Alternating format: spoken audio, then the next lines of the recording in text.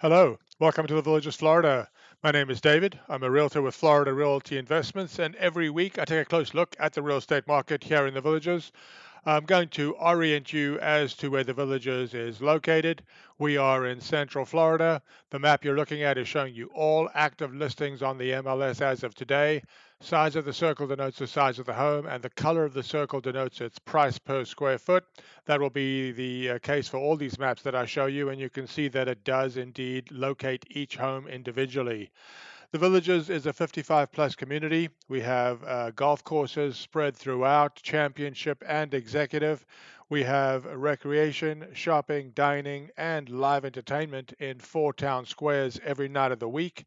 If you want to know what's happening to the real estate market here, what long term trends are, where properties are selling, where they aren't selling, this is the show for you. I'm going to break the Villages into four distinct geographic regions so you can compare between them. And a couple of things to note, the Villages has two distinct real estate marketplaces, the MLS and the VLS. The VLS is the Village's own internal marketplace. It's the only place you'll find new listings, but pre-owned homes are both on VLS and MLS. So if you're a buyer and you're only seeing VLS or you're only seeing MLS, you're only seeing about half of the properties available for sale. All of the information I'm presenting here is drawn from the MLS. The other point is that we produce this show every Monday. Make sure you check the date to ensure you're getting the most recent information. And as you look at this video, you get some sense as to the wide variety of homes available here. But it's worth noting that whether you have the least expensive home or the most expensive home, you have the same use of the amenities: golf, pickleball, recreation centers, swimming pools, etc. If you need to reach me, I can be reached either at DavidisinFlorida.com or DavidisinFlorida@gmail.com. Be happy to help you with any questions you have. If you're a buyer looking for a good deal, I think you'll find our data-driven approach will help you find one. And if you're a seller, I think you'll find our approach will help you justify the highest reasonable asking price. So with that out of the way, let's take a look at what's happening in the Villages real estate market this week. Let's start by taking a look at all listings this week. 569 total listings. We are starting to edge up again after seeing the number of listings fall dramatically recently. This chart is showing us the median time on the market for all MLS listings. As of today, it is 72 days. This is identical to the levels of last week. But looking at this chart, you can see that we are at almost all-time highs for this measure. Yeah, we're looking at the entirety of MLS once again, and the median price per square foot for all ML listings as of today, $250 exactly per foot, identical to the same levels of last week. Now let's look at how the different areas of the villages compare. What you're looking at here is a map showing you all active listings on the MLS as of today. Each circle represents a property for sale. The size of the circle denotes the size of the home. Bigger the circle, bigger the home. And the color of the circle denotes its price per square foot. The brighter the circle, the more expensive per square foot. I've divided the villages into four geographic areas. There is variability between them. The first area we'll look at is the north. This is everything south of Highway 42 and north of 466. This is the older part of the villages, but still the most active. You can see that this week there are 247 active listings here. Second area is the mid-north. This is everything south of 466 and north of 466A, referred to here as between the sixes. This is probably still one of the more popular areas of the villages because it's so centrally located. This week, 166 active listings. Moving south, we're approaching the newest part of the villages here. This is the area south of 466A and north of Highway 44, 65 active listings as of today. And the final area is the south. This is the direction of the village's growth, and the newest homes are in the south. And this is everything south of Highway 44, and this week there are 91 active listings. So now we'll take a look at the differences between the areas of the villages in terms of prices and values. But before we do that, let's take a look at the villages as a whole. 569 active listings as of today. You can see the smallest home available for sale, the largest median size. Similarly, the least expensive, most expensive, and median price for the villages as a whole. And on a price per square foot basis, the least expensive, most expensive, and median price. Here I've broken down the same information I just showed you for the villages as a whole, but here we're looking at the individual regions of the villages.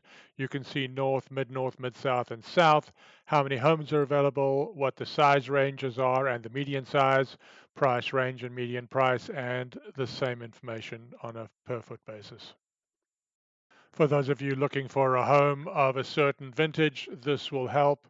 This shows you how many homes are available in each of the regions of the villages, and it shows you the number of listings by year of construction.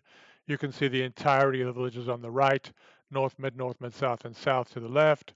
Looking at this information, it's evident that the villages began in the north and has been expanding south ever since.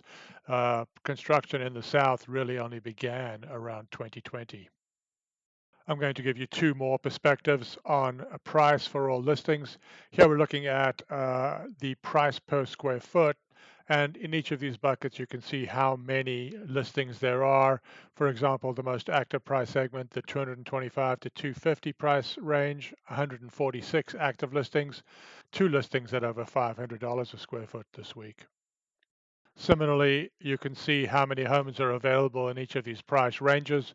The most active segment this week, $300,000 to $400,000. There are 203 homes available for sale in this price range. Before we take a look at homes that went pending and homes that sold, here's a perspective to give you a comparison between the regions. You can see the four areas of the villages, and you can see by week how many homes are active on the MLS, how many went pending over the prior 60 days, and how many sold over the prior 60 days. If the number represents an increase from the previous week, it's highlighted in green. If it's a decrease, it's highlighted in red. But as I caution you, red does not mean bad and green good. If you're a seller and the number of listings increases, that would not be seen as a positive.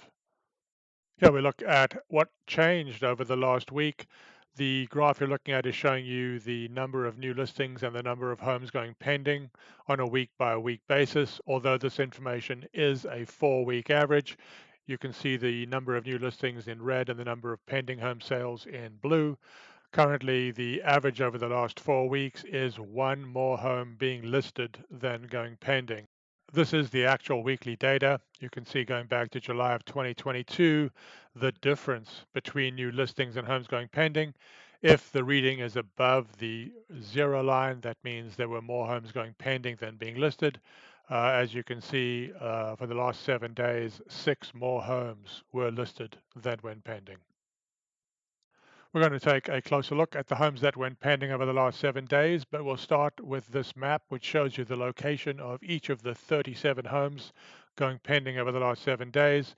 Unless I say otherwise, every map of this type is showing you size by the size of the circle and price in terms of price per square foot.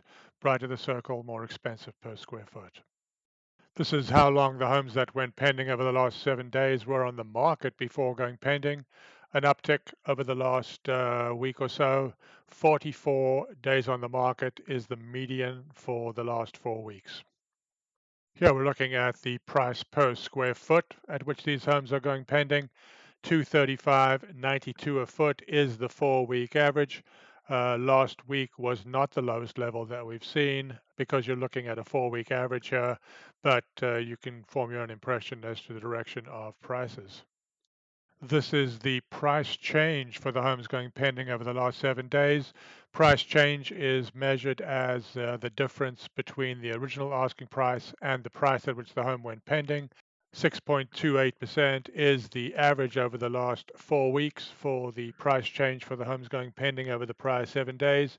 It is interesting, though, that this week the actual reading was a 4.6% reduction. Last week was a 6.39% reduction, and the week before that a 7.44% reduction.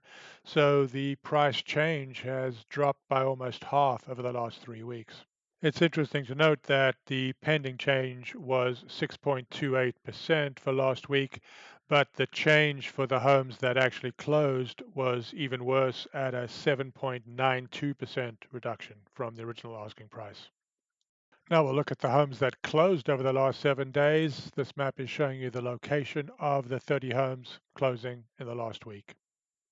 And this graph shows you the 4 week average of the number of homes selling, 40 and a quarter homes per week over the last 4 weeks. Activity is holding up, it appears, looking at this graph, but as you'll see coming up, last week was not as strong as this average makes it appear. Here we're looking at a week by week sales activity level. You can see 2025 in red and the prior 3 years in white, green, and blue. 30 sales over the last 7 days. We're back to trend, it appears. This is the same information, but it's smoothed, so you're looking at a 4 week average. As I pointed out last week, the average was 40 sales over the prior 4 weeks. You can see that we are still slightly elevated over prior years, but if you look at the weekly data from last week, it does not appear as strong as this graph seems to indicate. We'll dive a little deeper into the homes closing over the last 7 days.